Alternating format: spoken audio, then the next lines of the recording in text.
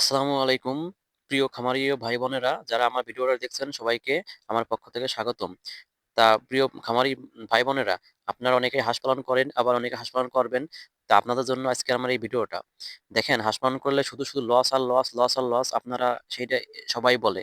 কিন্তু লস না, যদি যদি আপনি সঠিক নিয়মে হাঁস পালন করেন তাহলে কিন্তু আপনার লাভও হয়।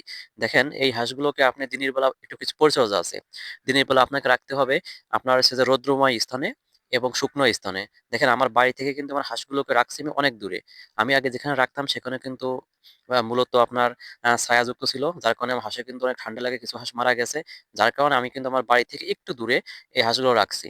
দেখেন, এই হাঁসগুলোকে এখন কিন্তু সুস্থ এবং সবল আছে। কারণ এগুলো রাখা শুকনো জায়গায়। এই দেখেন, আমি এখন আমার হাঁসগুলো নদীর পাড় থেকে নিয়ে কিন্তু আমার বাড়ির দিকে যাচ্ছি। এদের খামার থেকে এদের কিন্তু অনেকটা দূরেই রাখছি। কারণ যদি রোদ না পায় দিনের বেলা তাহলে কিন্তু হাঁসে কিন্তু আপনার লস হয়ে যাবে। কারণ রোদ না পেলে শীতকালে কিন্তু হাঁস আপনার ঠান্ডা লাগবে, বিভিন্ন রোগ হবে, হাঁস কিন্তু মারা যাবে। যার কারণে আপনাকে ইনশিওর করতে হবে যে আপনি যে স্থানে হাঁস রাখবেন কেন সেই স্থানটা রাখার স্থান যেন শুকনো হয় এবং রাতের বেলা যেন পর্যাপ্ত পরিমাণ সেখানে আলোর ব্যবস্থা থাকে এবং গরম থাকে। আমার এই যে হাঁসগুলো কিন্তু আমি রাখছিলাম আমার একটু খামার থেকে একটু দূরে।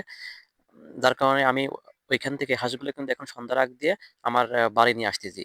আমার হাঁসগুলোকে একটা কিন্তু প্র্যাকটিস আছে। ওগুলো কিন্তু ছেড়ে দিলেই ওরা কিন্তু ওদের ইচ্ছামতো কিন্তু চলে আসে। আর আমার হাতে যে হাঁসটা দেখতেছেন, এই হাঁসটা কিন্তু একটু অসুস্থ হয়ে পড়েছে। অর্থাৎ এই হাঁসটা একটু ঠান্ডা-মান্ডা লাগিয়েছে, ওই হাঁসটা কিন্তু দুর্বল। যার কারণে হাঁসটা আমি একটু ধরে নিয়ে আসছি। এই যে দেখেন, এই হাঁসগুলো কিন্তু এখন আমার এই ঠান্ডা জায়গায় রাখছি বলতে এখন সন্ধ্যা তো সেজন্য আমার যে হাঁসের ঘর, ঘরের কাছে আনছি এবং এই হাঁসগুলোকে এখন আমি খাবার দেবো। খাবার দেওয়ার জন্য কিন্তু ১ম এ হাঁসগুলোকে আমি ঘরে উঠাবো। ঘরে উঠোই আমি দরজা দিয়ে খাবারটা বাইরে অ্যা দেবো। দেওয়ার পরে কিন্তু হাঁসগুলোকে আমি ছেড়ে দেবো। তো সবাই আমার জন্য দোয়া করবেন। আমি যেন সফল হতে